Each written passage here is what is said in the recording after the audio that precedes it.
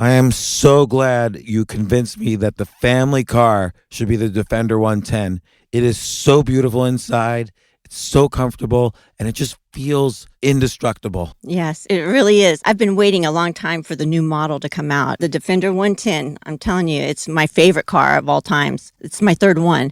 You know, I have stories of going off road. The guy managed the group. He was like, "What are you doing in this beautiful car?" I'm like, "I'm going off road." He's like, "Are you sure? Because you can use one of ours." And then they look like Mad Max cars. I'm like, no, we're going to do this. And he was shocked. Wow. Well, it's great because the Defender has been reimagined for 21st century adventure, and its unparalleled off-road ability as well as its robust interior are invaluable whether you're headed towards uncharted territory or just a weekend of exploration. The Defender 110 tackles challenging surroundings with absolute confidence. The SUV conveys strength outside and in, featuring peerless technology like an intuitive driver display and an award-winning infotainment system. That's my favorite part, to keep you connected no matter where the journey takes you. Adventure is unique to everyone, and so is the Defender. Choose from the two-door Defender 90, the four-door Defender 110, or the larger Defender 130 with the ability to seat up to 8 passengers. You'll find uncompromising performance in all three. So pack up and go even further with the Defender 110. Learn more at LandRoverUSA.com/Defender. Sometimes it takes a different approach to help you unlock your true potential. Capella University's game-changing FlexPath format helps you learn at your own pace and fit earning a degree into your life. From before you enroll to after you graduate, you'll be supported by people who are invested in your success so you can pursue your goals knowing that help is available if you need it. Imagine your future differently at capella.edu.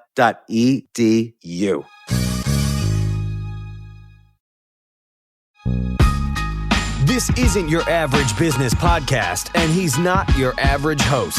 This is the James Altucher Show on the Choose Yourself Network.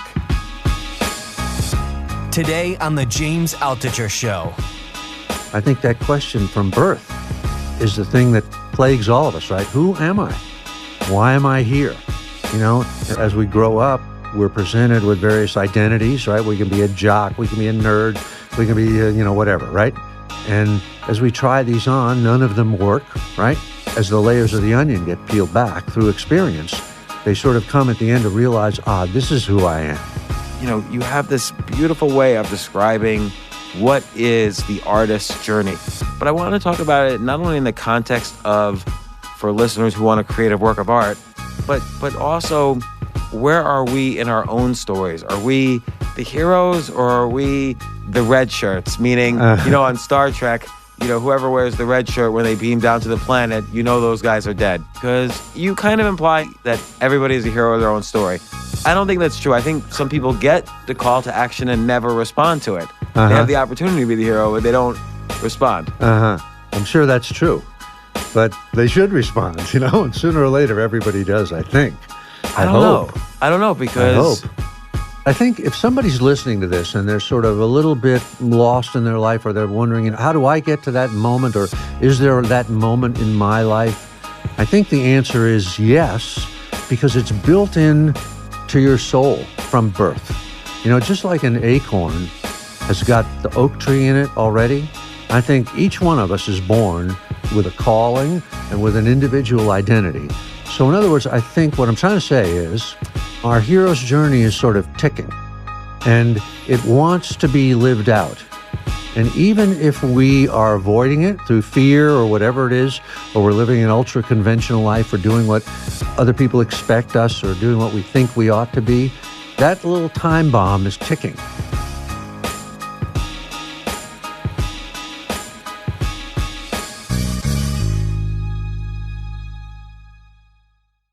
Just for curiosity, just for my head here, who would you say your audience is? It's interesting. In general, or just as it's probably the same. I would say there's a young audience of people who are young men and women, like 18 to 30, who are trying to figure out what to do with their lives, even whether they should go to college or not. And then there's an older set, let's say 45 to 65, where they're sick of their jobs as an accountant or whatever, and they want to reinvent themselves and they want to pursue something that's they're more passionate about. You know, they want to have their call to action. And you know, I find, you know, it's an interesting discussion. Like I'm interested in kind of the hero's journey and the artist's journey as it pertains to how we can improve our lives, because I see it in that context as well. Although I'm So in other fascinated. words, your audience is not primarily artists or writers. It's everybody, entrepreneurs and just people that are sort of looking to find themselves in one I mean, I would say stage. I mean, I've had a lot of like out of the 450 guests, I would say 350 of them have written a book.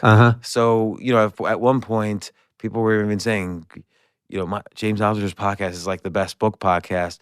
But so that actually made me not bring on as many writers, because I wanted, it's really about peak performance. So anybody, you know, we just had Gary Kasparov was the best chess player in history. We've had Kareem Abdul-Jabbar was the best basketball player in history. You know, so we've had a lot of peak performers as well. And I wanted it to be thought of that way. And people who have reinvented themselves, people who have failed and then bounced back even stronger. So, but you know, writing is like a first love for me. So that's, I always fall back on that. And you know, some of what you say too applies to comedy. But we'll get into all that. Tell me when we're going. I've been rolling. We've been going for 5 minutes. Yeah. All right, well, we can even keep that. So one of my favorite all-time guests, you know, you're one. So Stephen Pressfield, I don't even know how to begin with you. I'll just say you've written like a gazillion books. What's the number? Like 20, 15? I think it's up to 20 now. Yeah. Yeah. All right, I'm right about there with you. Although your books have had great success. The Legend of Bagger Vance was also a movie. And then what was brilliant about The Legend of Bagger Vance is described in your other book, The Authentic Swing, where and I describe these two books to everybody.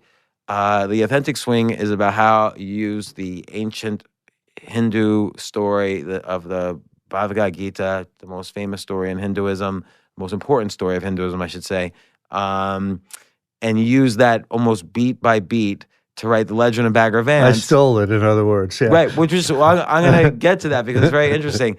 So The Legend of Bagger Vance, if I remember correctly, I read it several years ago. It was a 1920s golf tournament in Georgia, and essentially, it's amazing how, again, you read that, it's the Bhagavad Gita, but set in a 1920s golf setting in Georgia. It was so brilliant. And the caddy is like Krishna, and, you know, the main young golfer was like Arjuna. Memory, James, right? So, yeah.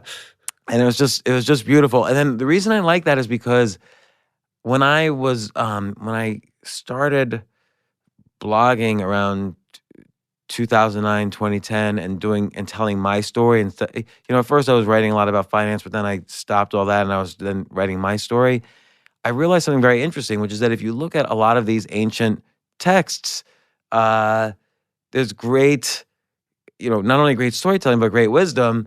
And if you apply it to another avenue, I'll give you an example. I took the Yoga Sutras, it's written in 300 or 400 BC, and I took one line, which is kind of impediments to enlightenment in yoga, and there's 9 of them. And so I wrote a blog post, the 9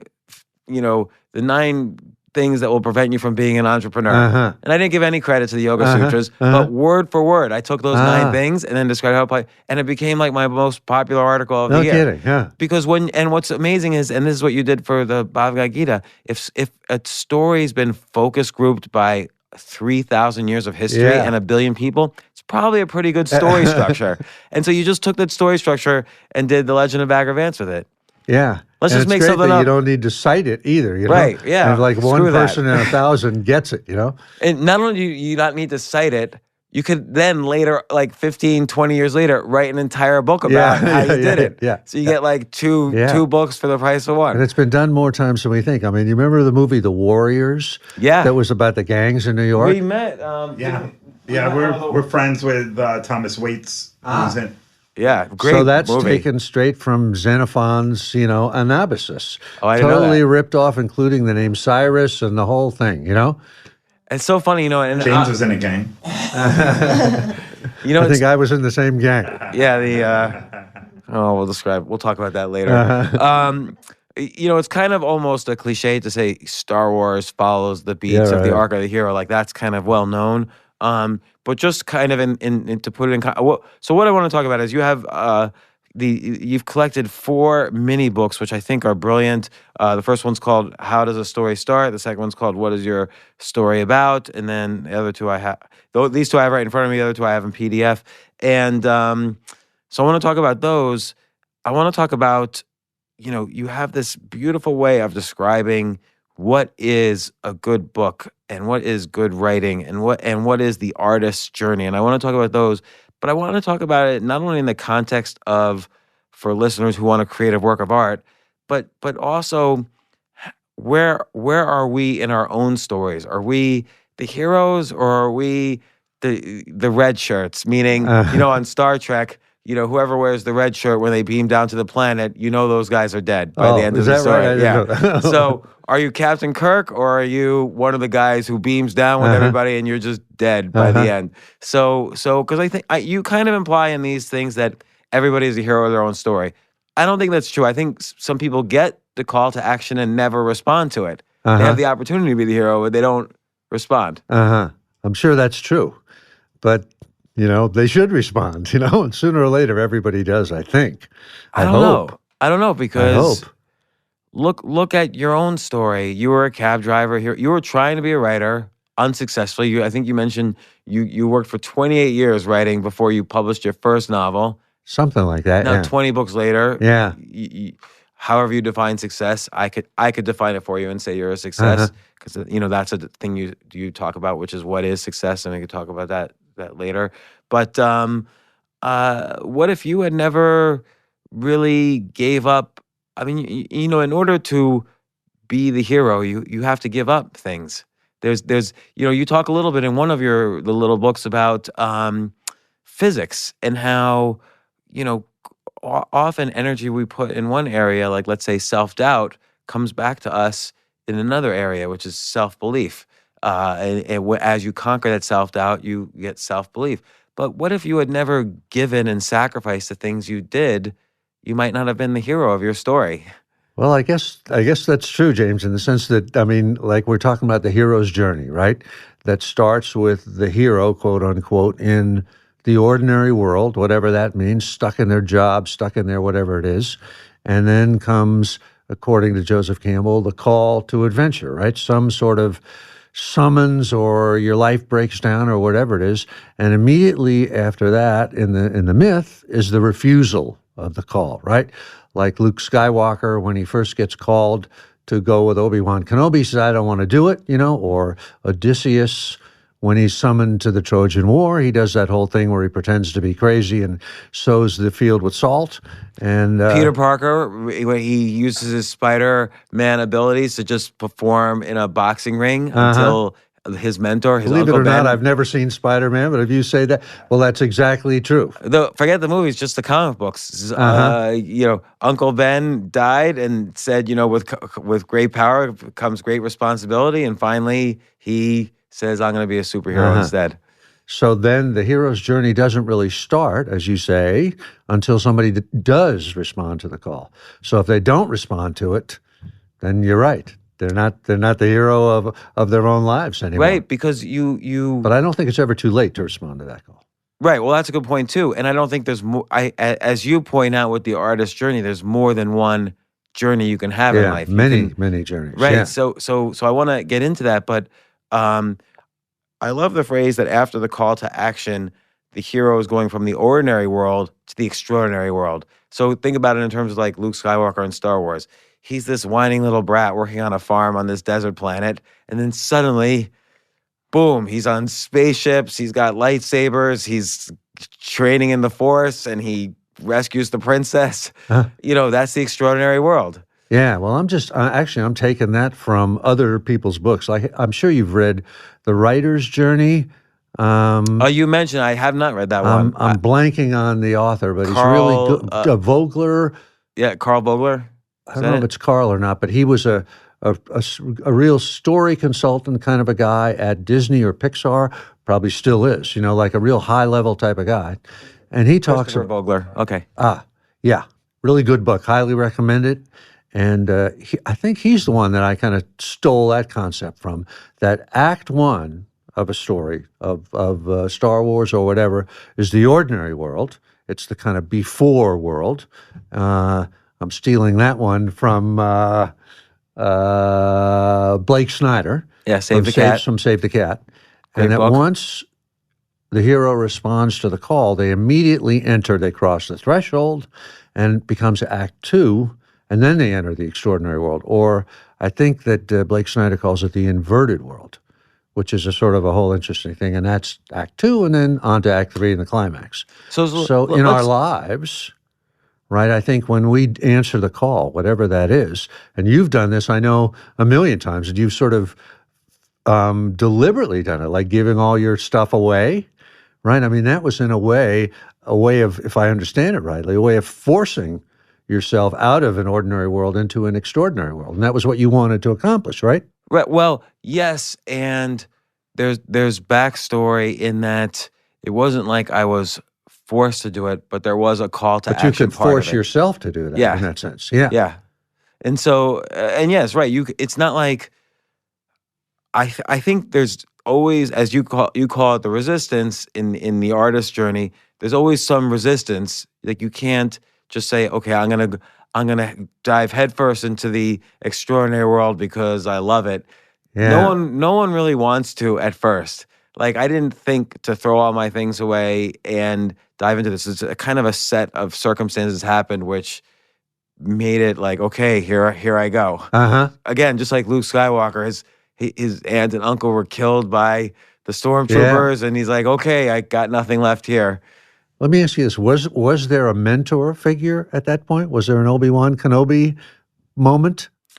No. And even in your own head, a dream or something, or No, I think I always, in the arc of the hero, I sometimes question the mentor aspect and how much of it is necessary. But I guess, I've been reading so many books since I was a kid. That's all I do. And maybe just kind of builds up this. Maybe they were a collective mentor to you in some way. And I was doing my podcast I'd already been doing my podcast for years at that time. And so everybody on the podcast, including you, becomes like a virtual mentor. So I have this kind of part of me that's kind of the mentor part of my brain that I sometimes pay attention to. Yeah. So, but yeah, I feel like I've been afraid to be in the ordinary world, I think. And I think you have felt that, like when you were driving a cab in New York, like what am I doing here when I really want to be a writer? Like, you metaphorically in some way gave up all of your things and changed your life. Like what are some of the things you gave up when you began your journey to be the writer and artist you are? Well, a marriage, any sense of kind of security or anything like that. Like, I'm sure people are listening to this, what I'm about to say, they've lived through this many times. But I know when I used to work in advertising, I worked like 3 or 4 different times in advertising here in New York and in LA. And each time I was just doing it to kind of save money, to quit and write a book. But at the moment that I was ready to quit, there would always be a scene where my boss, who was usually a friend, would call me into the office, and I'm sure you've had this same scene yourself, where they say to you, don't do this, don't leave, don't throw your life away. Here, we're going to give you an office, we're going to call you a vice president or whatever it is, we're going to give you a raise. And it's that sort of temptation. It's like the devil tempting you. And at the time, you think to yourself, well, they're absolutely right. I am crazy. Why am I going to leave and go someplace and write a book that nobody's ever going to want, or I'm going to, go off on some adventure, stand-up comedy or something that nobody's going to give a shit about, but that's that moment of crossing a threshold. And for me, it was like many thresholds. I had to kind of cross that one again and again and again to make it stick, Well, again, in the arc of the hero, there are many thresholds which are exceedingly more difficult until the final clash between the hero and the villain. Yeah, or even sometimes it's the same threshold just to get the story moving. You sort of go in the extraordinary world and you run back to the safety of the ordinary world. But I think you do wind up metaphorically, like you did, giving up everything in that sense. Yeah, I'll tell you one story because again, I think this journey happened in real life. this journey happens in many times in several ways. But one time in 2009, I had just started a job. I hadn't had a job in many years, and I was kind of a trial. I was going to work at a private equity firm to see if I could get back into finance, make money, and maybe that was my life's goal, was to make money. And I remember I was in a conference room like this, and I was in a meeting that I had set up with some potential opportunities. I had a coat on my chair. I got up in the meeting. I said, "Excuse me, I'm going to go to the bathroom." I left the coat on my chair. I even had my name on my office door at that time. I'd been there 3 days. And the meeting was so boring, though. I got up. I said, "I have to go to the bathroom." I walked towards the elevator. I took the elevator down 40 floors. We're on the 40th floor of it was the Trump building on Wall Street. Took the subway to Grand Central. Took the train 70 miles north where I was living. And I never again went back or returned. They called constantly. What happened? Can we You offer left you your more money? coat there, was sitting on the back of the chair. Yeah, left my books there, and I just never went back. And then I just figured, you know what? I'm gonna write, and I have some money in the bank, and I'm just gonna see what opportunities happen. I took a chance, and then I've been kind of writing and blogging ever since. So it goes to show you that the hero's journey myth happens in real life, and that's the way it happens, you know? Yeah. I mean, and then, but you know, it's more than just, hey, I'm going to be a hero now, because, you know, how after you. Let me ask you this: at that moment, James, did you have any concept of the hero's journey or anything like that? No, zero. Me neither. I mean, I'd never even heard of it at that, at those points in my life. Yeah, I don't think I'd heard of it either, because, I mean, I had been writing unsuccessful for the prior 20 years, and I say unsuccessfully because even at that point, I had like 5 or 6 books published. But my first 4 books were novels that never got published. I wrote in the 90s. And then I wrote a bunch of finance books, and I didn't care about them at all. And I was writing for the Wall Street Journal, Financial Times.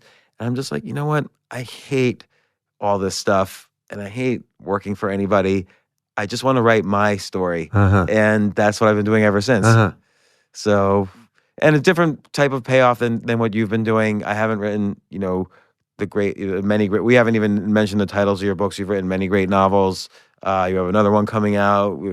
What's the 36? 36 Righteous Men At the end of the year. But people know you from those books. But people also know you from The War of Art, Turning Pro. Nobody gives a shit about. Nobody wants to read your shit. Yeah, nobody wants to read your shit. There's so many books with like shit and fucking in the title now that I'm getting. I know. They're like all bestsellers too. Yeah. And mine at least has an asterisk in it. Then you wrote The Knowledge, which we spoke about the last time we got together, and The Artist's Journey more recently, and now these small books. But again, you step into the extraordinary world, not quite realizing it's extraordinary. It's just scary. Yes. I mean, you were scared, right? Absolutely. I was terrified the whole time. But, I've been thinking about something different on this subject, and this may be too obscure for what we're talking about here, but I'll throw nothing's too obscure. Throw it out there anyway. I've been thinking about this in terms of writing movies and writing novels, and my own process of sort of as I'm structuring something, what should happen, or how does the architecture work? And I think that when in a story, let's say we're writing a story, you and me, and we have a hero who crosses the threshold and enters the extraordinary world, whatever it is. I think that what starts to happen at that moment is immediately they become known by others in the story in a completely different way than they ever were known before. They were, pick a dumb story. It's a guy who's just a regular teacher, and somebody kidnaps his daughter. And he decides he's going to go get her back, right? So at the moment that character sort of makes that decision and goes to the dark neighborhood to find out, where his daughter was last seen, let's say he enters a bar, right? Immediately, people in the story react to him differently, and they know him in a different way than he ever was before.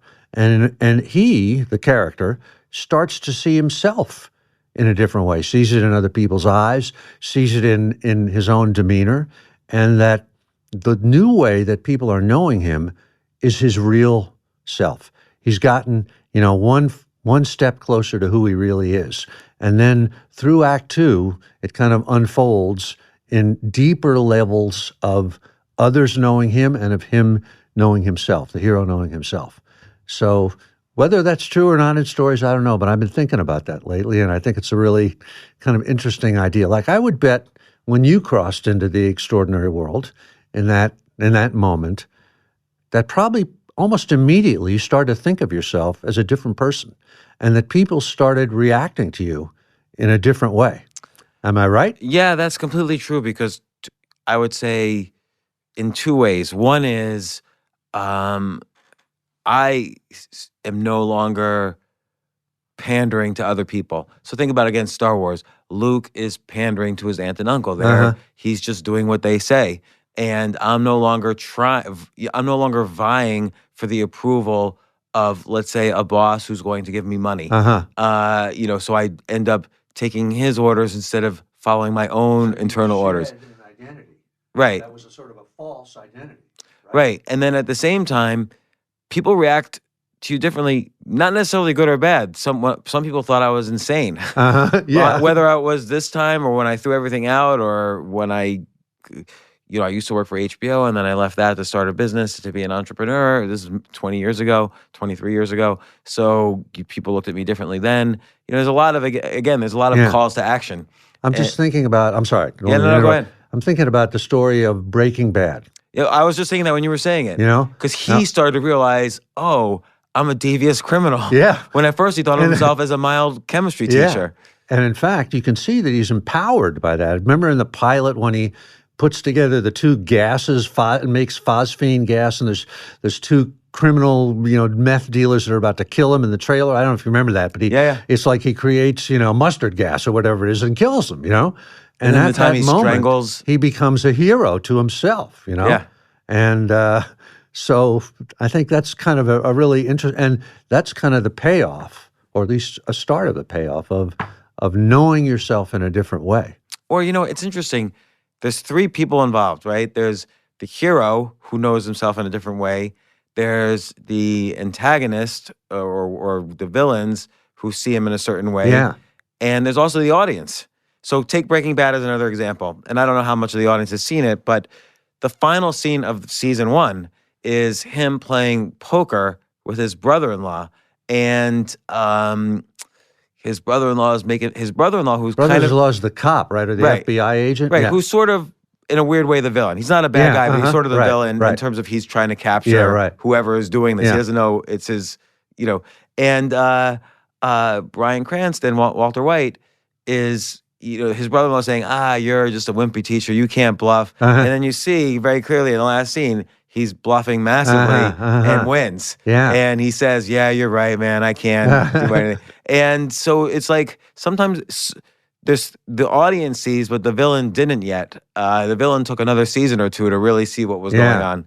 Yeah. So it's interesting. It's different time frames the villain might see that something's happening. Yeah. Although in Star Wars, Darth Vader feels a disturbance in the Force. Right, because he's so highly advanced. Yeah. But, the other thing about when someone crosses into the extraordinary world and they're known differently is they're attracting different people than they used to attract. And they're repelling different people. Like the people that used to be their people are now repelled by them, right, and start to reject them. I bet you had friends that suddenly said, "What's the matter with you, Jimmy?" I lost friends, family. I lost so much. It was ridiculous. And I couldn't understand it, and I still can't understand it. Go back to the Bible for a second. Like Jesus would say, you must leave your father and mother and give away everything you've got and follow me if you want to. There's no halfway thing of doing this. And even he sacrificed, like when there was one time he was praying with his disciples, Mary comes to visit. He won't let her in. He says, this is my family. It's a kind of a little known sort of the Bible. There were points where he rejected, Mary. Yeah. So he had his own sacrifice. Yeah. Of course, he's the definition of the arc of the hero is the New Testament. Exactly. Yeah. Comes from that to some extent. So anyway, that was just a thought that I had about people starting to know each other in a different way, or the hero knowing himself in a different way. Once they make that move, that break, that crossing the threshold type of thing into the into the extraordinary world. In our world as opposed to the story world, and I don't know if there's such a difference either. There's not such a difference, but story sticks to, and you mentioned this repeatedly, story sticks to a theme, right? It sticks to one concept, and we can get into that in a little bit, what a theme is. But the real world's a little messier. Yes. Like, again, people know you, like you say, people know you from one context, but now suddenly people know you from another context, and there might be multiple themes happening in your life at once. Like, I'm a father, I'm a businessman, I'm an artist. But like, for instance, when like we were talking about earlier, when I started doing stand-up comedy up to 5 times a week, there's a little bit of an arrogance when I start viewing myself differently and thinking, oh, I'm a comedian. Not really.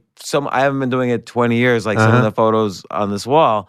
I just had started, but I started viewing myself that way because I was embracing the suck a little bit. And you kind of have to be a writer, I think you have to have a certain arrogance because you have to, for years, suck at it to get good at it, but you have to have something that's compelling you to keep going. Yeah. And a little bit of that must be arrogance. Not everyone's mature to think, oh, well, I suck now, but in 15 years, I'm going to be better. Well, they say, I know you know this, of being an entrepreneur, you have to be ignorant and arrogant, right? Yeah. You have to have no concept of how difficult it is.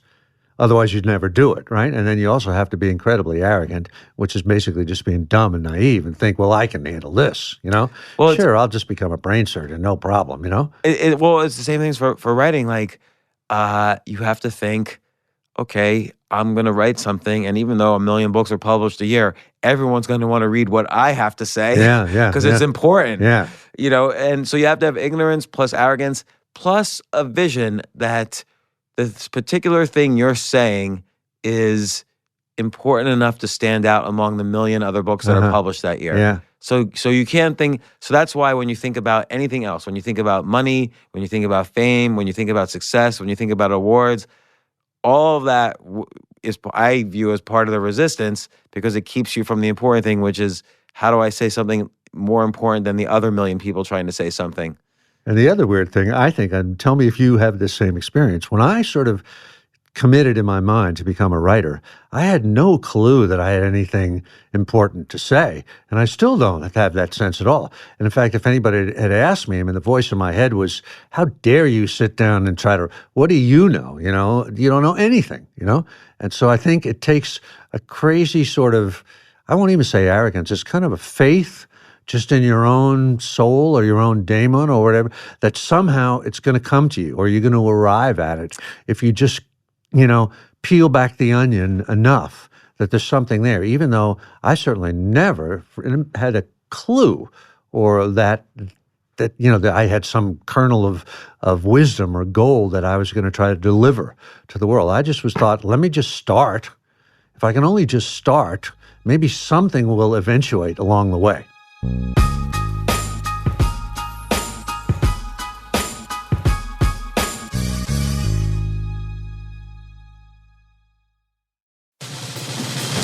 These days, we're all investors, trying to be smart with our money despite our worst impulses. But at iShares, we believe that deep down inside of every investor is a better investor.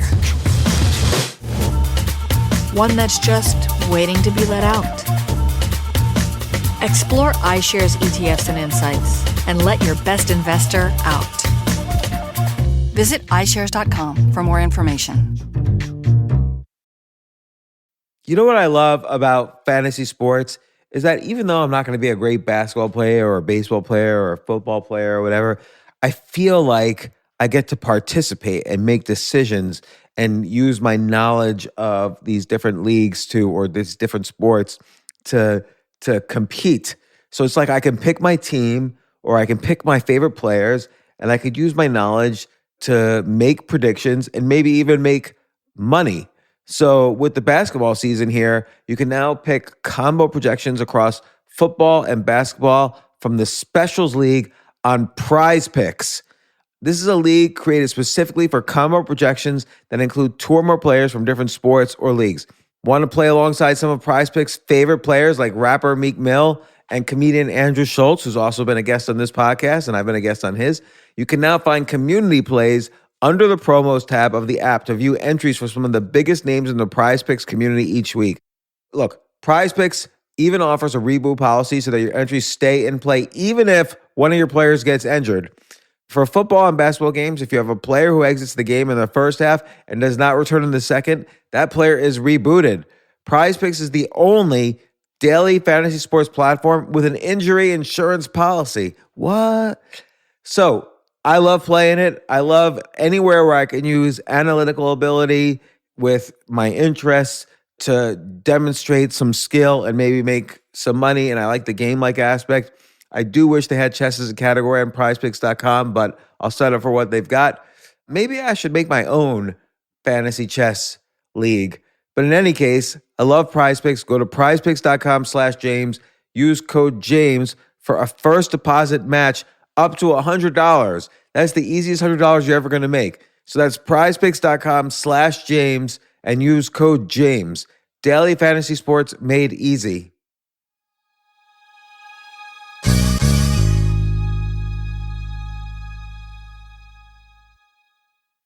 The future of learning is definitely online. Like, it's such BS that you have to spend $200,000 or take $200,000 in loans and go to some fancy school when it's useless. It doesn't guarantee you a job.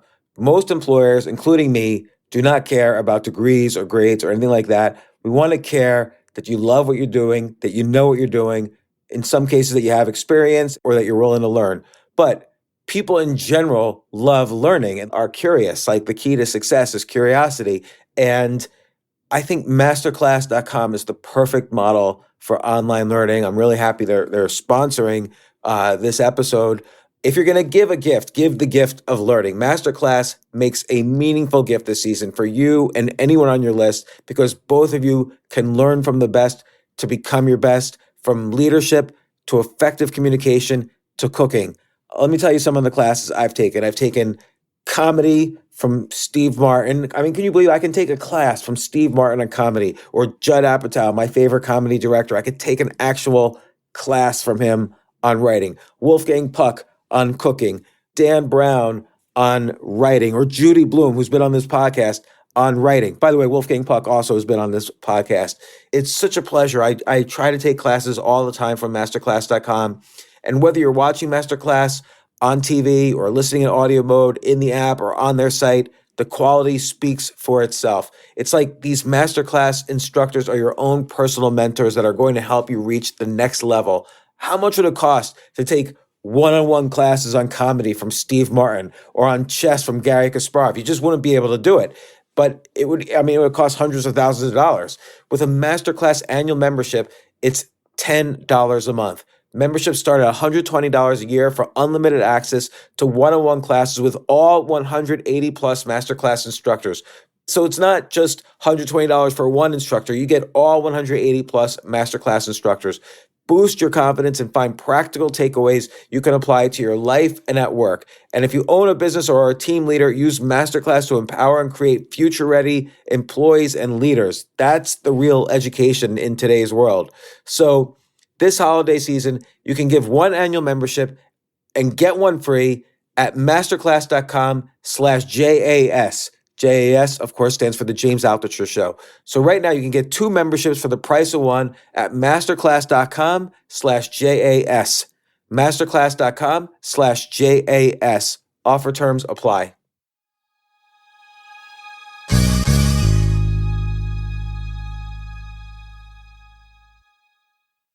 Well, it's interesting you use the phrase "peel back the onion," because in these books and in your blog, you talk about going deeper. So you have a concept, a vision. You're starting to write it down. You think you have it as a great story, but now go deeper. Like, really, what's the deeper level? On the deeper level, like when you're describing what's the theme of the X-Files, you give the subject, then you give the first theme. Maybe you read this very well. Yeah. Paranoia might be the first theme, and then aliens were here and the government's hiding from us.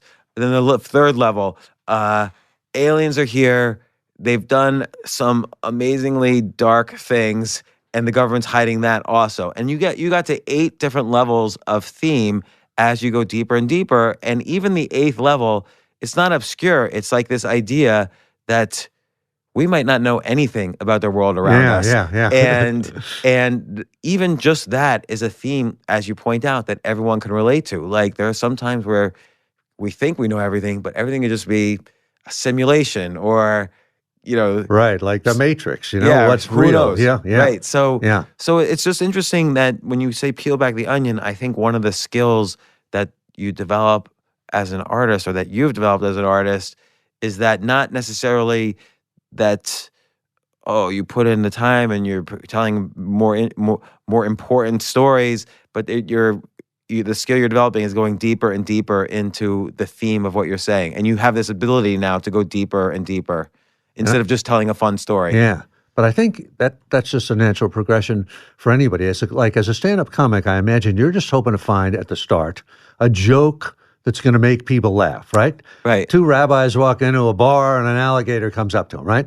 But after you've told that joke about, 100 times, you start to say to yourself, well, what does the alligator represent? I mean, why is it an alligator and not a blue jay? Why are they 2 rabbis, And you start to realize that there is something deep in there, and there's something deep in you that made you like that story about the 2 rabbis and the alligator. And then, like, in the artist's journey, one of the things that I cite, I did a list of like the albums that the Rolling Stones did over time, and I've left a few out, but what their first couple of albums were just covers of like Susie Q and stuff like that, right? They didn't write any original tunes for and then all of a sudden you have Satisfaction and that sort of stuff. So they're really, you can see that they were scratching at the surface of something at the start that they just loved, but they couldn't put their finger on it. They just knew they loved the blues.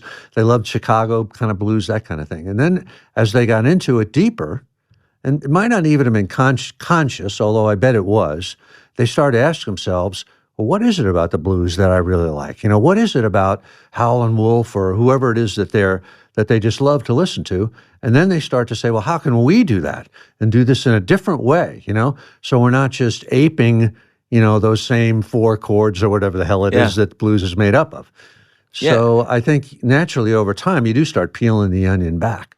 It's interesting because I'll use the Beatles then as an example, where you take their first album, which is just filled with these sugary love songs. Like, what was the song from the Beatles' first album? Or I Want to Hold Your Hand, or Please Please Me, or and then that kind of stuff. Their last time they ever recorded for the public together was the famous rooftop concert. And one of the last songs of that was, they go from I Want to Hold Your Hand to Don't Let Me Down. And they're not only talking about their romance interests, but the other Beatles. And it's a real, and I don't think it's a wisdom that comes with age. I think it's a wisdom that comes with, how can we say something deeper than we said before? How can we plumb the depths of this idea? Yeah. So Bruce Springsteen has been doing that. Yeah. Philip Roth does it. Any artist that has a career over time does it. Joni Mitchell. You list all the Philip Roth Neil books. Young. Yeah, and you list Bruce Springsteen, Bob Dylan, Philip Roth in some of these, and you look at their progression. Philip Roth I was particularly interested in because, you go from Goodbye Columbus and Portnoy's Complaint to all the way to, I forget what his last book was, I don't know. Indignation was one of the last ones. Zuckerman, Unbound. So it's then you sort of run out of gas sometimes too. Sorry to say. Yeah, no, I think with him ultimately he ended up being a little disappointed in his full output. But there is a kind of a progression where he kind of goes from a young kid with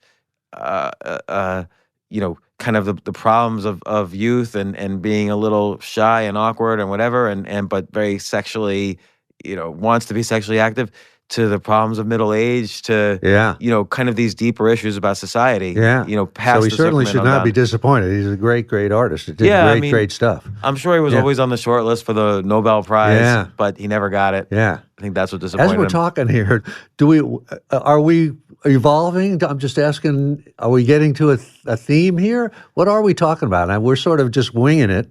And I'm wondering, are you aware of anything that we're moving toward here? That's a good question. I'm going in two directions, Okay. but we'll see which one we Okay. end up in. I want to learn more about, I have questions about essentially the art of storytelling, which you describe. And by that, I don't mean necessarily writing, like you referred to music. You also referred to comedy. I was thinking about all these things as we were talking. There's also, you can look at it even at a deeper level, like entrepreneurship and business and life and family. But so I am interested, though, in just kind of these very specifics of what you talk about in storytelling. But then I'm interested in just how we all can find and take that call to action, and then what does that mean for us on either the hero's journey or what you call the artist's journey, and the slight differences between them. But let's go back to. Can I interrupt you for a minute? I'm just sort of responding to what you just said here. That I haven't even really thought about this before. Yes. So is it different then? Am I, I know I'm up against some good podcasts. Like you don't go on a lot of podcasts. So I keep track when you do. But I think if somebody's listening to this and they're sort of a little bit lost in their life, or they're wondering, how do I get to that moment, or is there that moment in my life? I think the answer is yes, because it's built in to your soul from birth. Just like an acorn has got the oak tree in it already, I think each one of us is born with a destiny and with a calling and with an individual identity that I'm a believer in previous lives, but even if you don't believe in that, I think you have to agree that we're born as like 3 or 4 kids are born in a family. They're all completely different from day one, right? They're not a blank slate. So in other words, I think what I'm trying to say is that inside of us, kind of like a woman's biological clock, something is ticking. Our hero's journey is sort of ticking, and it wants to be lived out. And even if we are avoiding it through fear or whatever it is, or we're living an ultra-conventional life, or doing what other people expect us, or doing what we think we ought to be, that little time bomb is kind of ticking. And at some point, or it's maybe another analogy would be a pot or a kettle that's starting to boil, it's going to sort of come to the surface and kind of force itself, erupt itself into consciousness. So that I think in many ways, our lives are sort of living us, if you know what I mean. Our deeper life is living us. And I don't know what brought you to that moment of giving stuff away, or other moments in your life, but I'm sure it was some undercurrent that you might not even have been aware of. No, I agree with that. And I do think it probably does boil up for people. I mean, that's the phrase midlife crisis is kind of that boiling point. But let me ask you, like, did your parents reach that? Did your father, for instance, have a call to action that took him from the ordinary to the extraordinary? That's a really good question. I wish my dad was here to ask him that. I have a feeling off the top of my head as you ask me that. My dad lived I don't want to say a conventional life. He fought in World War II. He, raised a family in the New York suburbs. And I think my dad was, once they had my brother and me, he kind of gave himself over to raising us. So I don't know if the call really kind of came for him in that sense. And in a way, it's kind of heroic what he did, but it was a sort of a sacrifice. But I think that's the thing, is that not everybody ultimately becomes the hero of their story. And I'm not saying your dad wasn't the hero of the story. Like you say, it's heroic raising kids. I think you're right. But like take what the so-called greatest generation, which your dad was a part of. Yeah. He fought in World War II. Yeah.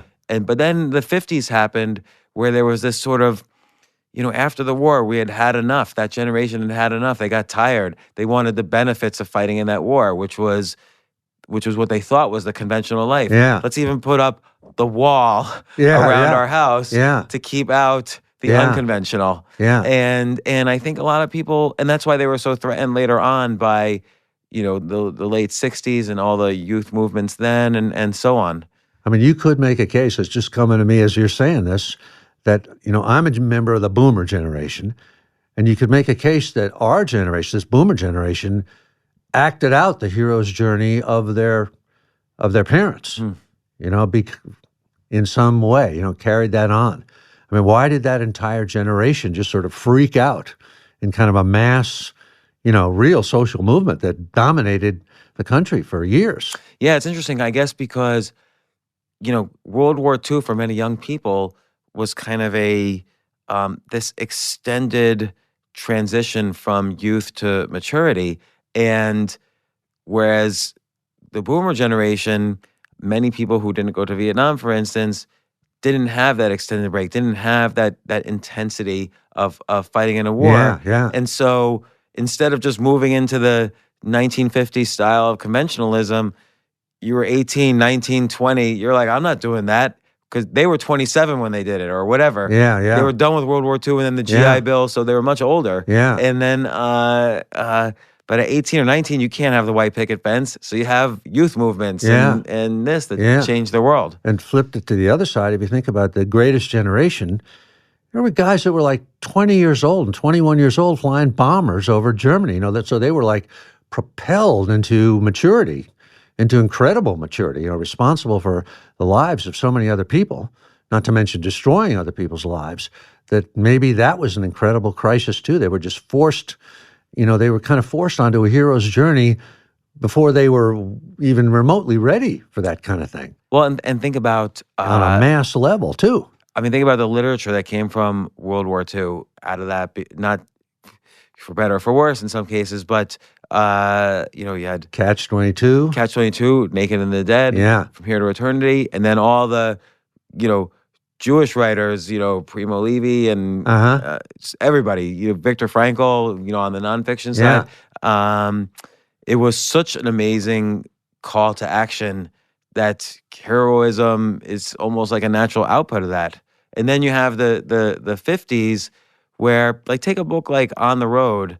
It's a lot more subtle, the call to action and the hero's journey in that book, I think, which was the early 50s or late mid 50s. By the way, I just came from having lunch with my agent, Sterling Lord, who's 98 years old. Sterling Lord is your agent? Made the deal for Jack Kerouac's On the Road for $900 in 1948.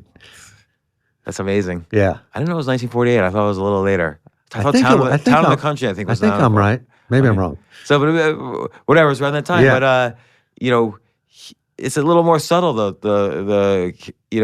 he just was like hanging out all around the country. Although he did make that move, to get in the car with Neil Cassidy and to head west, Yeah, right. So and that to was the keep call to rolling, action. Yeah. And I then mean, he that kept- was a hero's journey that he was on, absolutely. Yeah, and then he met. So let's actually finish for a second what the hero's journey is. Okay. So you're in the ordinary world. You get the call to action. You get the mentor who kind of helps convince you into the extraordinary world, and then you have the inciting incident, as you call it in your books, that finally propel you into the extraordinary world. Then what? And then there are various, if you think of, Luke Skywalker's journey, there are various challenges, or think about Conan the Barbarian, You meet strange and weird people, shape-shifting people. There are people of the opposite sex, mentors, allies, et cetera, et cetera. Then usually, like Indiana Jones, you get to the point where you get the gold statue, right? And then the big stone starts coming in, you're trying to get back home with whatever the hero is trying to get back home with whatever it is that they've got. And the bad guys are chasing him.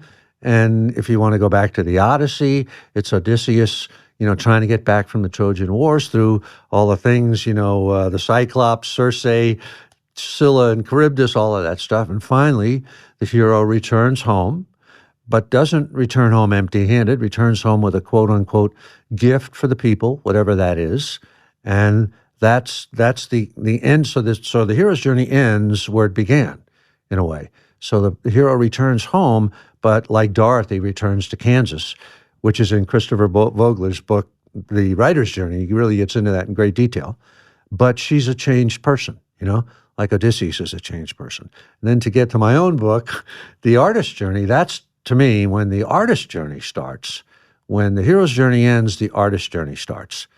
And I thought that was fascinating, actually, because initially, when just hearing the phrase "the artist's journey," I assumed what you meant, and you partially meant it, but it was different than how I thought. I assumed what it meant is that the artist who finally takes the call to action to become an artist. You're getting your law degree and maybe you take the bar exam, and then finally say, you know what, I want to be a writer or a stand-up comic or an actor, and you take this call to action to be an artist.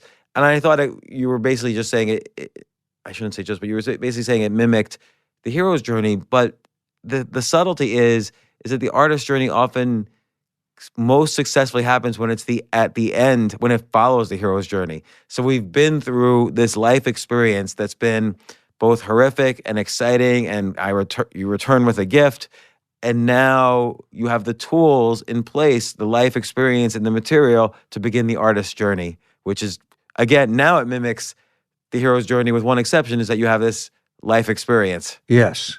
And it's also, the artist's journey then becomes a question of, what is this gift that I'm bringing to the people? Which is another way of saying, if you're a comedian, what's my act? Who am I? Am I Andrew Dice Clay?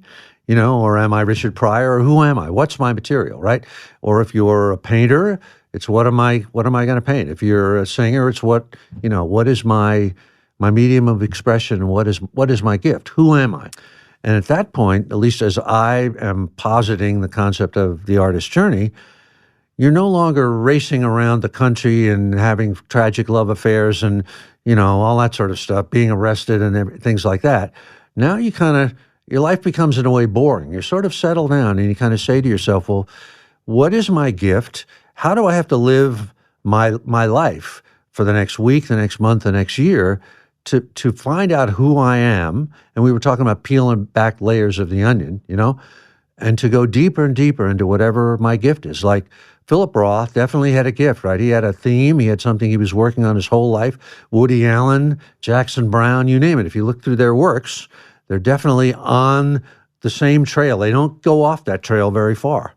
And to me, they are on their artist's journey at that point, which is just a peeling back of the onion and a kind of on a one sense, I think it's a greater professionalism in the sense of fucking around time is over. We're on a mission now, like the Blues Brothers. And on the other hand, it's an opening oneself up, I think, to the muse, to learning to communicate with that other level, that higher level, that mystical level, where ideas come from. It's almost like the transition from the hero's journey to the artist's journey is in itself a call to action, right? Yes, it is. So like take, you give as an example, Good Will Hunting, where the Matt Damon character at the end finally says, admits to himself, I'm a super genius. I need to take advantage of this and create a life based on this. Now, you never see what that life is. His story is really just beginning, but that's the end of the movie, and we're satisfied that that's the end of the movie. Even though when you wrote that, I was thinking, yeah, what happened next? Like, I want to now see, did he become a great scientist or mathematician because or what whatever? happens next is not very cinematic, What happens next is he goes and sits in a room at Stanford, with a supercomputer or whatever he does, and he's, scribbling out things, mathematical formulas, It's not very cinematic anymore, Well, think he's about not punching out people in bars and stuff like that. I was thinking about it also in some real world context. Like, remember the movie Catch Me If You Can? The story of Frank Abagnale. Vaguely. He's played by Leonardo DiCaprio. He's a con man, a counterfeiter.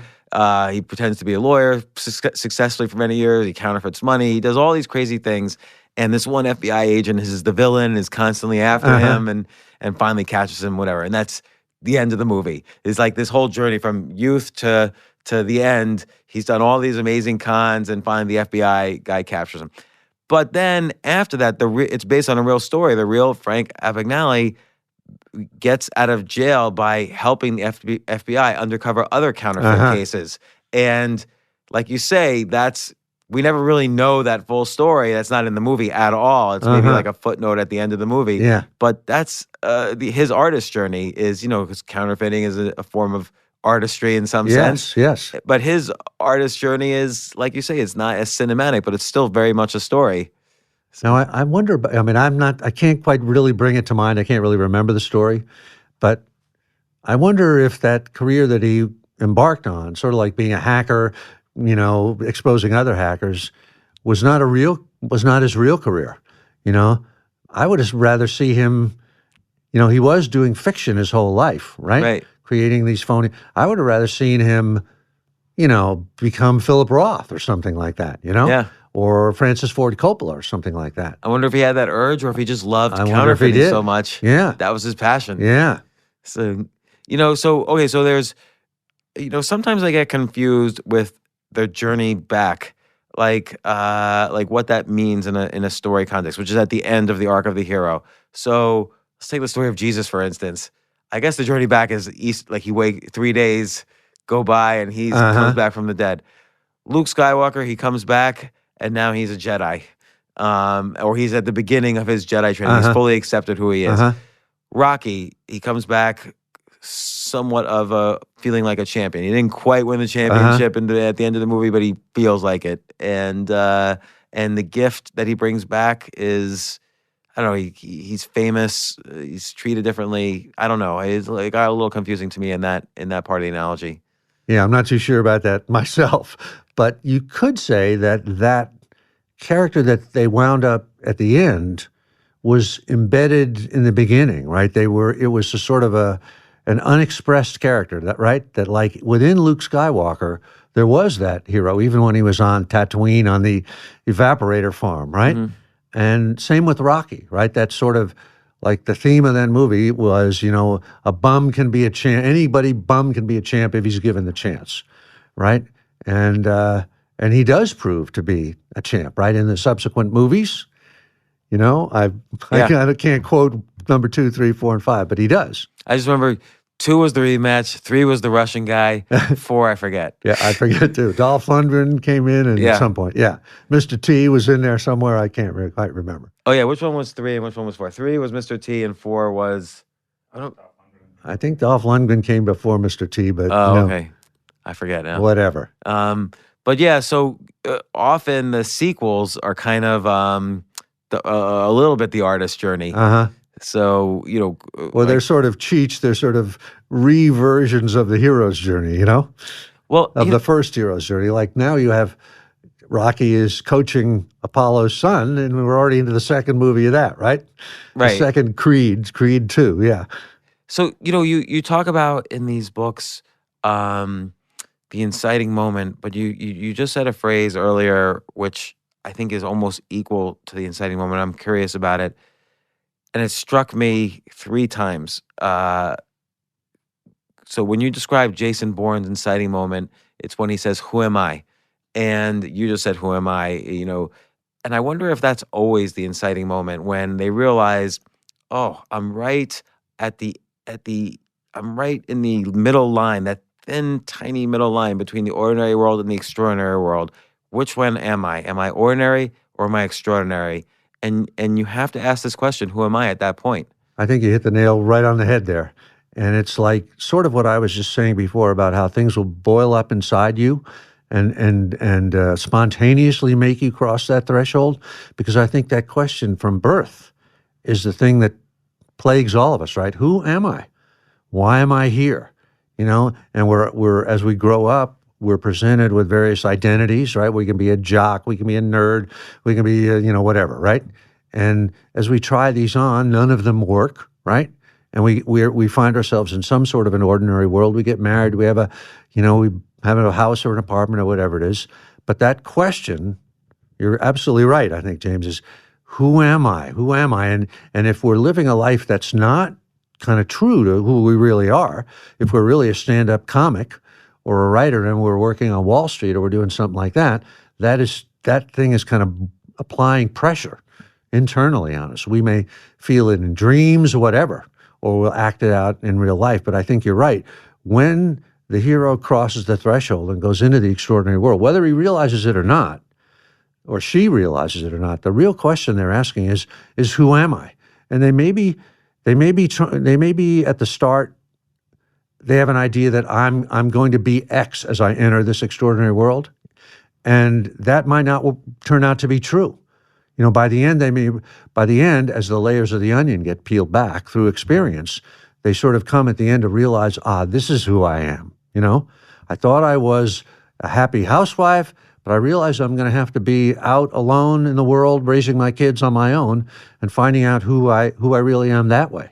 Or like let's say a rapper who he thinks that's the extraordinary world, but ultimately he's not that good at that, but he realizes he's great at running a label and shepherding other rappers or something like that. Yeah. I don't know why I picked rapping, but it reminds me of two things. One of which you wrote about, but one which I saw on TV last Sunday.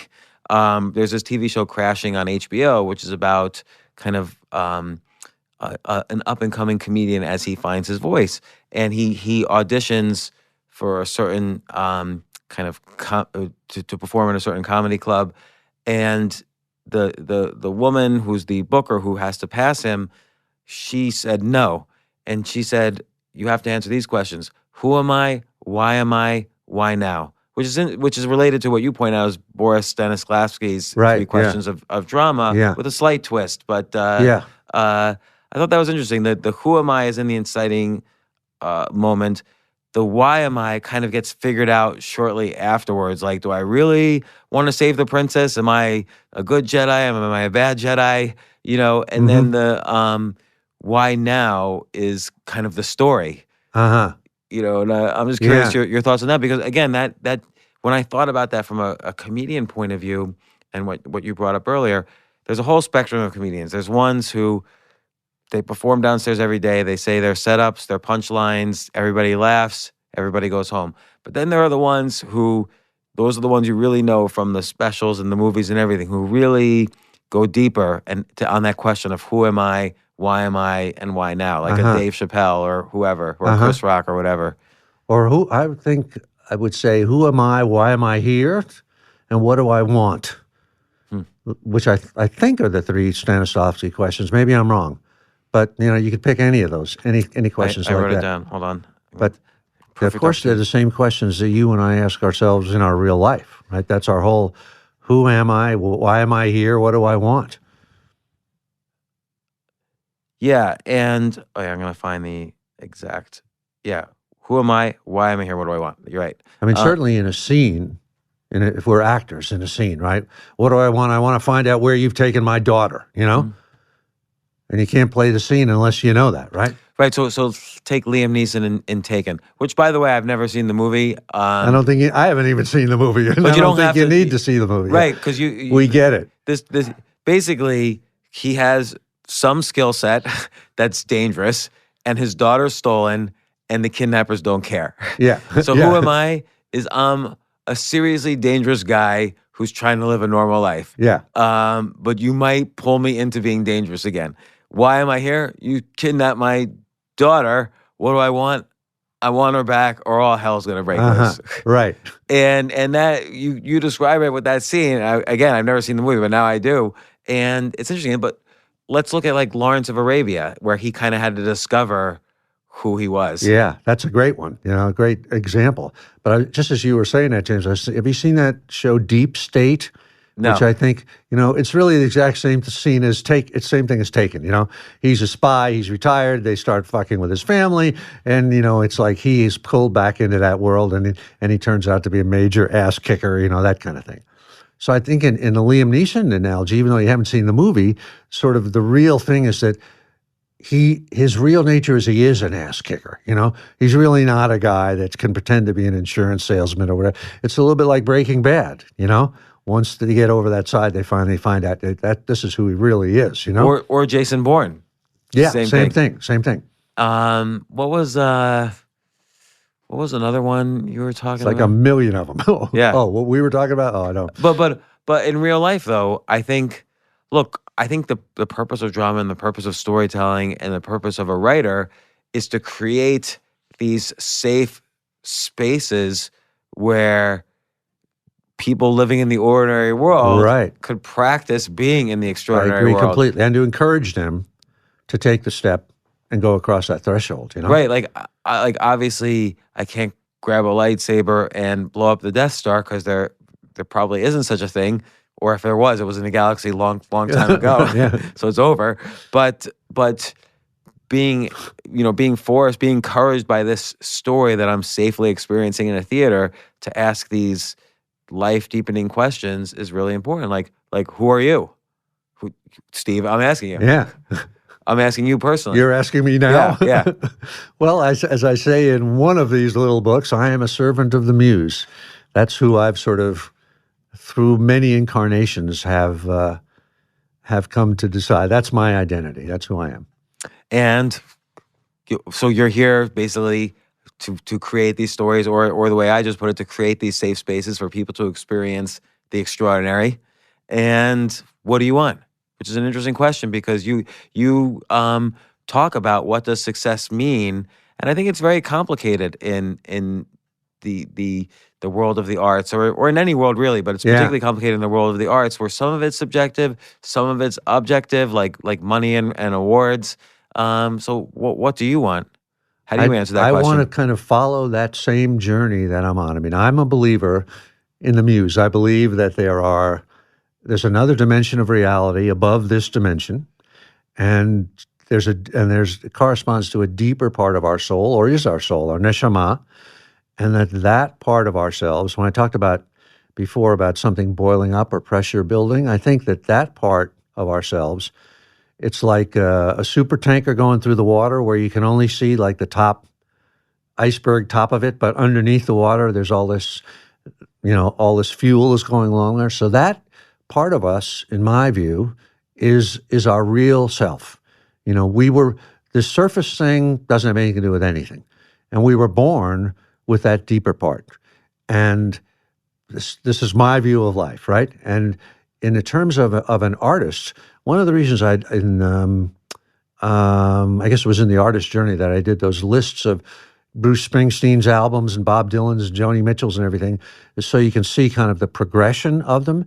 And so you can see that they're sort of pulled along. Like sometimes I think of it, you know what windsurfing is, where you have that, or kite surfing, where you have that kite overhead and it's attached by lines to a guy on a surfboard and the kite pulls him along.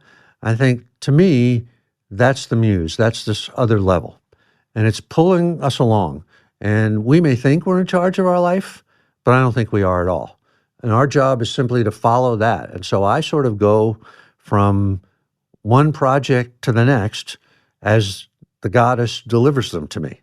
And my job, as I see it, is to be ready with the tools and the equipment, the professionalism, so that I know how to type, and I know how to get an agent, and I know how to, keep from freaking out when things get a little too intense. And the skills of writing, skills of telling a story. Right. Painfully learned over many, many years, such as I have learned them. But at the same time, the other skill is to open up the pipeline to that, and to have faith in that, to believe in that, because you can't see it, you can't taste it, you can't touch it, and all around you are people telling you it doesn't even exist. So believing in that. That's why I say I'm a servant of the muse. I'm not a writer for hire. I'm not going to work on The Sopranos or whatever the hell is out there. I'm following my own star, just like Philip Roth did, or Woody Allen does, or Jackson Browne does, or whatever it is. So it's very interesting, because I love this view because it focuses on the process rather than the outcomes, and I'm always a big believer that you can't go for outcomes, because as you're doing the process, you're learning more anyway, and the outcomes you started with might change as you gain more knowledge of your craft.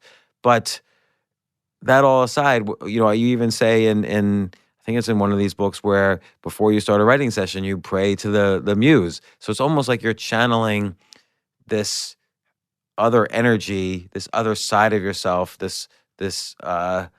superhero side of yourself. You're channeling that in order to do your work, instead of being focused on, I'm going to be respected by my peers, or I'm going to get this award, or I'm going to move up in status in the bestseller list, by being on the New York Times bestseller list. There's all these.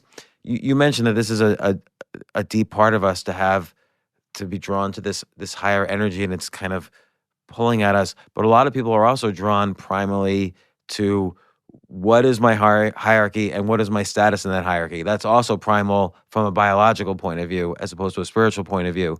So sort of avoiding that biological point of, where am I, and what hierarchy am I in this primate society I'm in, and what's my status in that? You're trying to avoid that.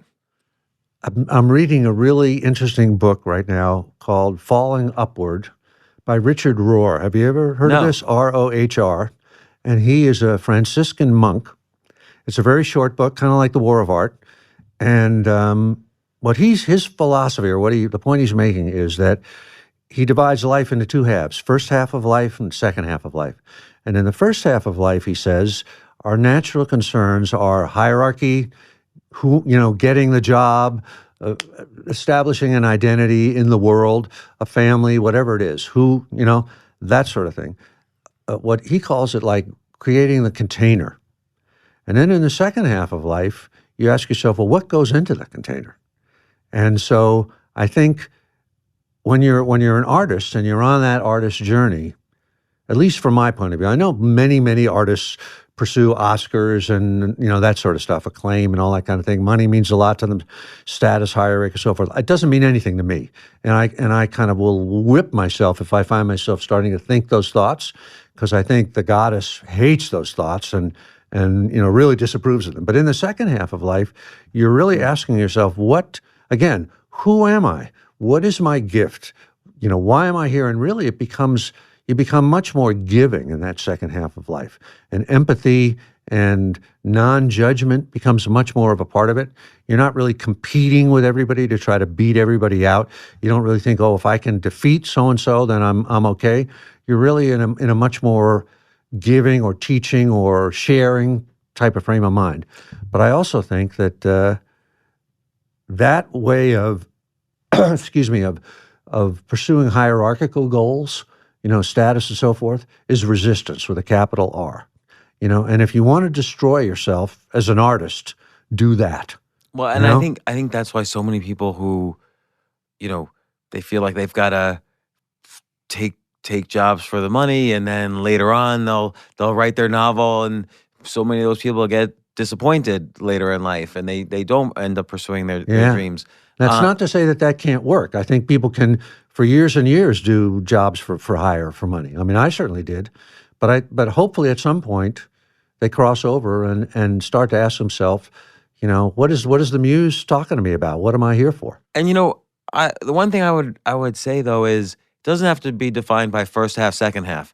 You could decide early on. Yeah, absolutely. I'm going to, in your case, you can be a second half person at age 19. Right, because what you're really talking about there too is skill acquisition. So the faster you get to this point where you're kind of moving beyond the status hierarchy, whether it's in a conventional way for money or whether it's even an artistic way where you want to be respected by other artists and win awards and have a screenplay made into a movie and be on bestseller lists, the quicker you get past these sort of external man-made goals, probably you're cleaning the connection to that higher power that feeds the artistry. And again, whether it's an artist or an entrepreneur or whatever. Yeah. I mean, that's what I would say. I mean, you look at people might disagree with me. That's what I would say. But you look at like the best entrepreneurs. They're usually driven not necessarily by, I'm going to make this and a year from now sell it for $1 billion. They usually have a vision that nobody else had that is bigger than just, I'm going to sell this company for $1 billion. Yeah, I think so. I mean, the guy who started FedEx, had that concept of, is it Nashville or Memphis? Right? Yeah. Every plane comes into Memphis and everybody thought he was completely crazy. Why should we fly if we're going from Santa Monica, to Venice? Why should the package go all the way to Memphis and then come back? But it was a stroke of genius and it worked. Well, or look at Google. They really were just scientifically trying to come up with a better way the world. Yeah, well, right. But initially, there were two graduate students trying to find a slightly better way of categorizing all the pages on the young internet, on the young web at the time. Yeah. And that's a $1 trillion company now. Yeah. And they did want to sell because they were so focused on their vision. They were like, okay, we did it. Let's just sell for $1 million they went to Yahoo and Excite, and both rejected them $1 million. I think they offered $500,000 and rejected, and these guys rejected it. And now they're a $1 trillion company. Huh. So again, that's why I just make the comparison.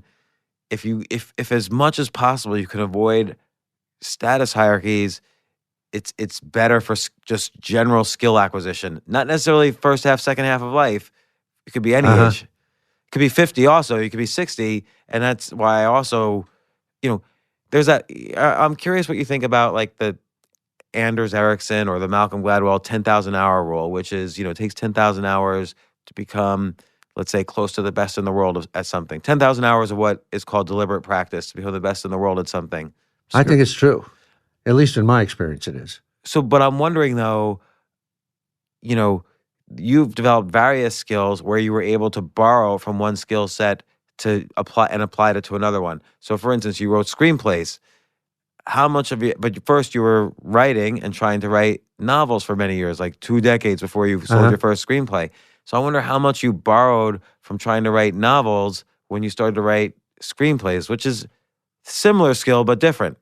Well, it's a lot of cross-pollination there, and any form of writing, advertising. I worked in advertising for a long time, and it's got to be the same with you. You're in the financial world, you're doing stand-up comedy, you're talking about Bitcoins, and then you're writing novels and telling stories at the same time.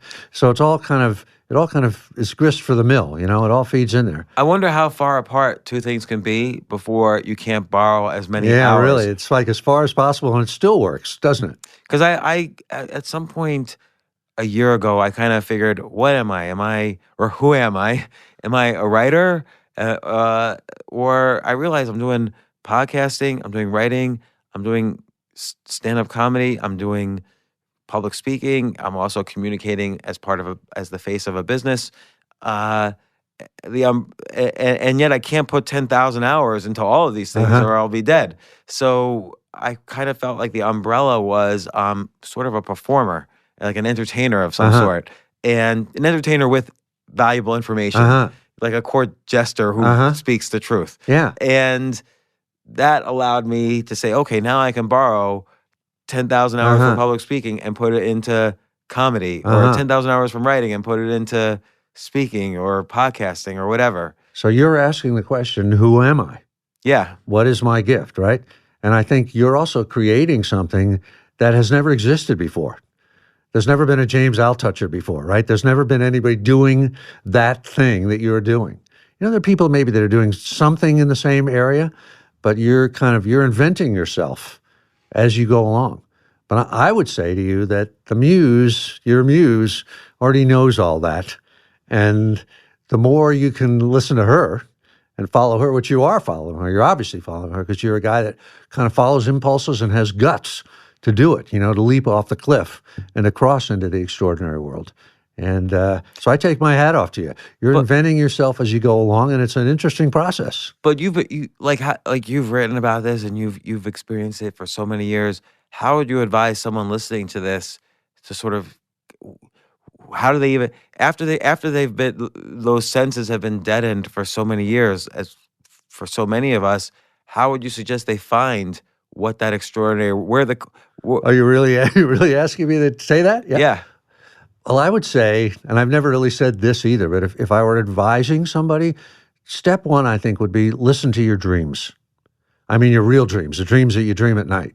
Start journaling them or keep a tape recorder, because your dreams are coming from your soul, from your higher self, and they'll be trying to communicate to you.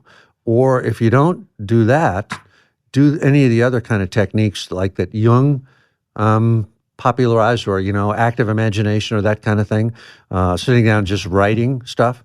Try to get to that level, that higher level.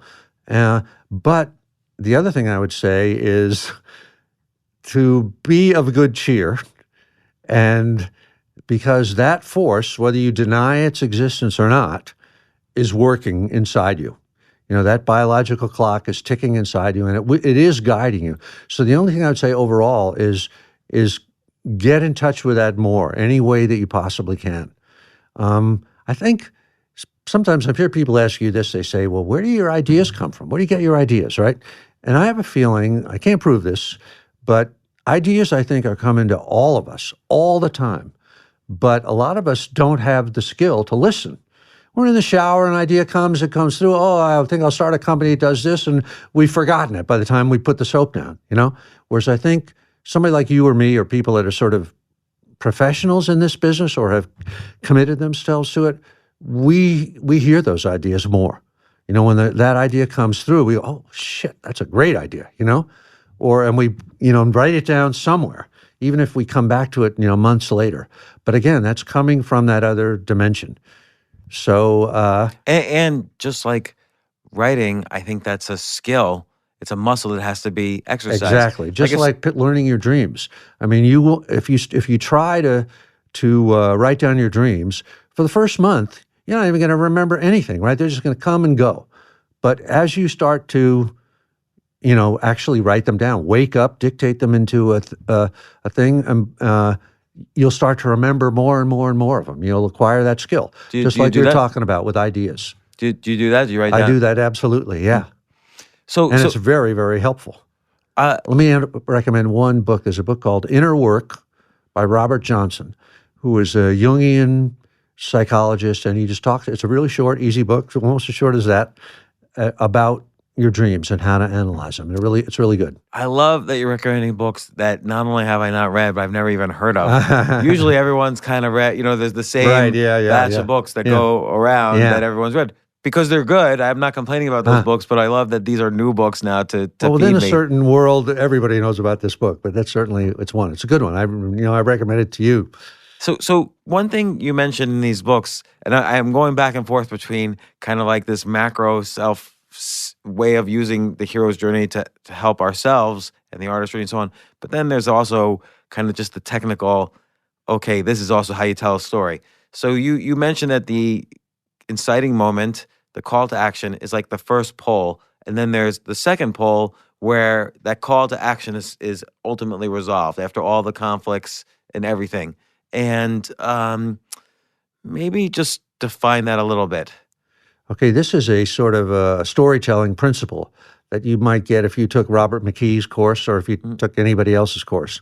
And like the inciting incident in The Bourne Identity is when Matt Damon asks the question, who am I? I don't know who I am. And he acquires his intention in the exciting moment, which is to find out, who am I? And then this is just like I say, a storytelling principle. So as soon as that moment happens and we're sitting in the audience watching the movie, we can't help but ask the question, who the fuck is he? And as you put it, now we're along for the ride. We're along for the ride. We weren't along for the ride before. It was the setup. We were like mildly curious. It kept us going. But now we're like, okay, take us on the journey. Yeah, because if you remember, there's a scene early in that movie where he's in Germany or Switzerland or something like that. He doesn't know who he is, and he lies down on a park bench to sleep. He's like basically, and these two cops kind of roust him out. Do you remember that? In German or whatever, they say something, and he gets up and just beats the crap out of them, and it sort of looks at his hands afterward like, how did I do that? And so he realizes in that moment he is somebody. He does have an identity, and he doesn't know what that is. And at that moment, the second pole immediately, the first pole is the question, who am I? And the second pole kind of pops in, which is the answer to that question. Who the fuck is he? And so we are along for the ride. And now we know that he's going to find out eventually. So that pulls us through the movie. We know there's a scene coming, right, where he finally, I was, like whatever. And so that's that storytelling principle. And then what I like, you wrote somewhere, and I never thought of it this way before, but it's really interesting. You wrote, you kind of described two things about who are the villain in these stories. And sometimes the villain is an abstract concept. Sometimes the villain is a person. But basically the villain is everywhere all the time.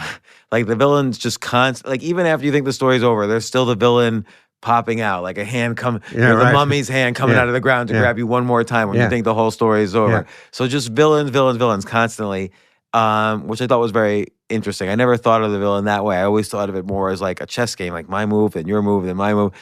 But it's really just the villain's constantly hitting you in ways you don't expect. Yeah. I mean, that is like a convention of the thriller genre, right? The Stephen King thing where the hand comes up out of the grave and grabs you by the ankle, But I think there are other movies, obviously, when the villain is vanquished. But I have a theory that resistance, my idea of capital R resistance, the thing that stops you from doing your dream, that's the villain in every story. It's just in a different guise. It's that negative force, whether it's the alien or the shark in Jaws or whoever it is that's out there, the devil that never goes away, that's always trying, just like you say, it never stops. It's always coming after you. And then you said another thing that was very interesting, which is that we know the hero changes. That's part of the convention, is that the hero gets knowledge and learns, and then ultimately returns with this new knowledge, the gift. But the villain never changes. And so, but like in Star Wars, Darth Vader changes throughout the course of the 3 movies.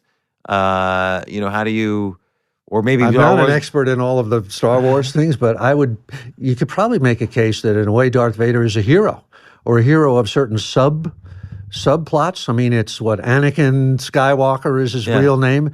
I mean, so again, maybe we go deeper and we realize there was a deeper villain, which is like the Emperor, or the whole concept of the empire that crushes, all independent thought. But are we backfilling that? Like, now that it's over, we could say, oh no, this was the villain. We thought Darth Vader was the villain the whole time. It was really this. Yeah, I mean, off the top of my head, not really knowing, having seen, I would say he's not the villain. He may act as the villain in certain movies or subsections of movies, but I don't think in the end he is. You could probably do that whole story from his point of view, and it would really be kind of a fascinating story, I would think. Well, I think across the first 6 movies, they do sort of portray that he is the hero of all 6. Luke's the hero of like the last 3, and they do sort of say Darth Vader is the hero of all 6. You also say something very interesting, which is that the final shot is usually similar to the opening shot.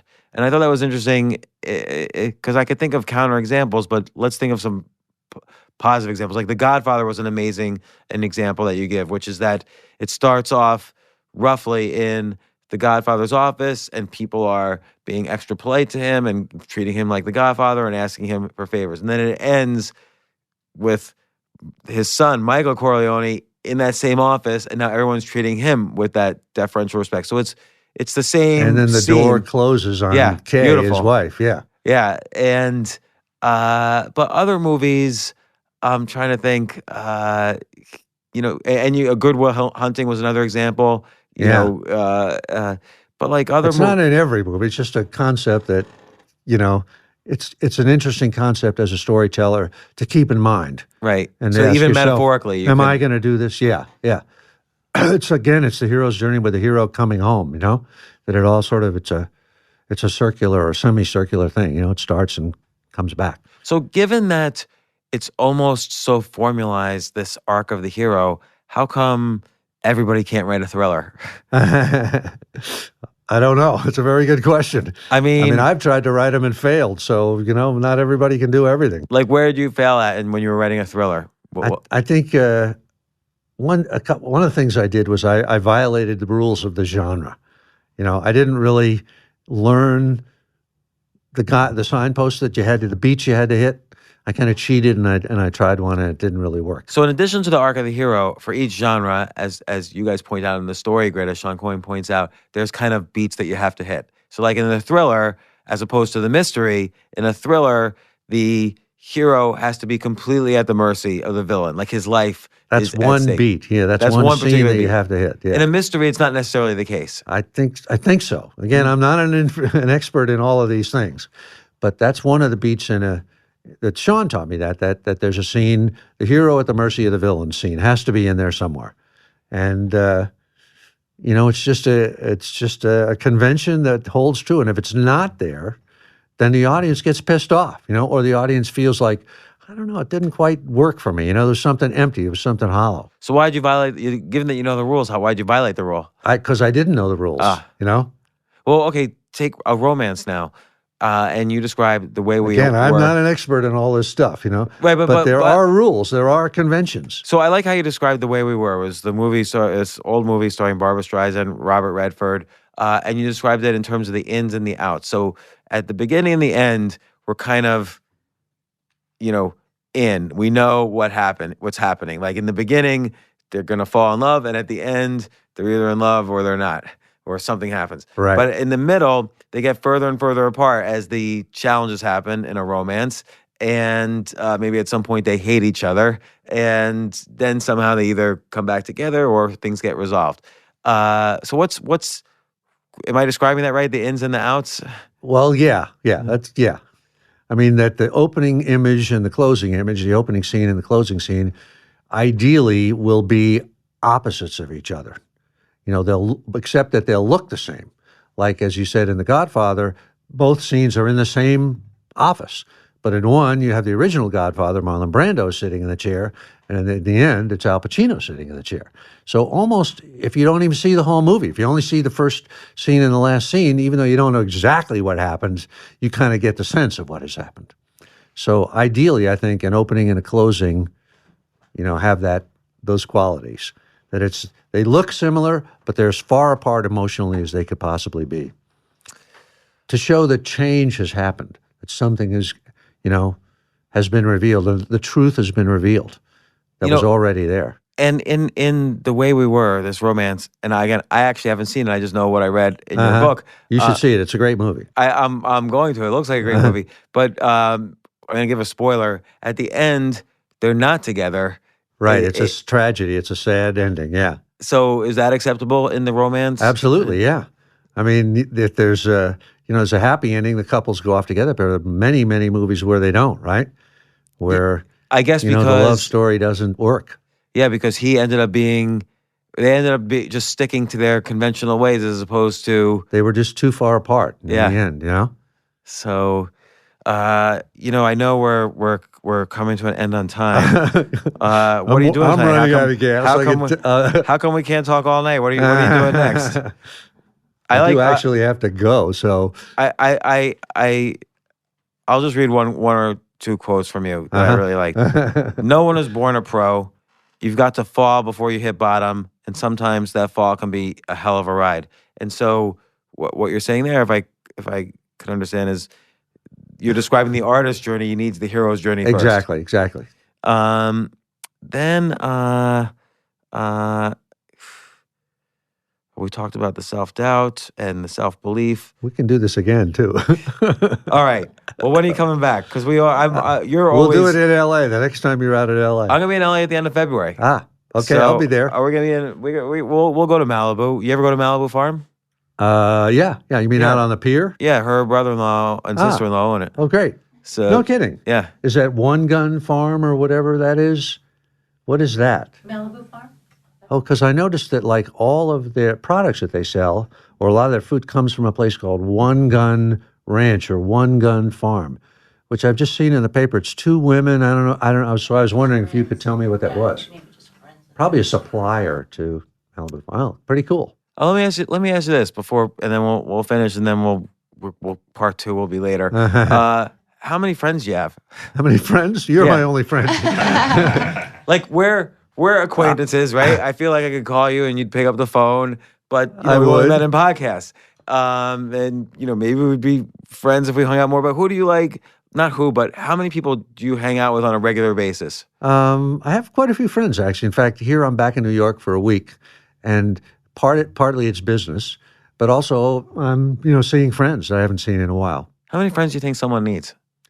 Not that many, one or two is pretty good, I think. If you have real friends, But it's nice to have a little more than that, Yeah, because they're your cohort on the journey. Yeah, you have to be more and more people on your way to the end. Yeah. Well, that brings us to the end of part one of this podcast, and part two. Actually, we already had part one. Yeah, this is part two, but we even divided that part one up into two parts. This is like part three. So. Thanks again, Stephen, for coming on the podcast. I really appreciate it. I know James, you don't do a lot of these. Thanks for having me. Thanks for the great questions. You made me think. I'm all completely worn out. Good. That's my goal. Great. You did it. Thanks.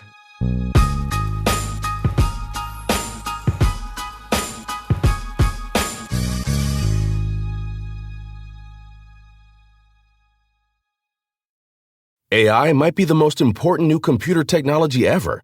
It's storming every industry, and literally billions of dollars are being invested. So buckle up. The problem is that AI needs a lot of speed and processing power, so how do you compete without costs spiraling out of control? It's time to upgrade to the next generation of the cloud, Oracle Cloud Infrastructure, or OCI. OCI is a single platform for your infrastructure, database, application development, and AI needs. OCI has 4 to 8 times the bandwidth of other clouds, offers one consistent price instead of variable regional pricing, And of course, nobody does data better than Oracle. So now you can train your AI models at twice the speed and less than half the cost of other clouds. If you want to do more and spend less, like Uber, 8x8, and Databricks Mosaic, take a free test drive of OCI at oracle.com/advance. That's oracle.com/advance. oracle.com/advance.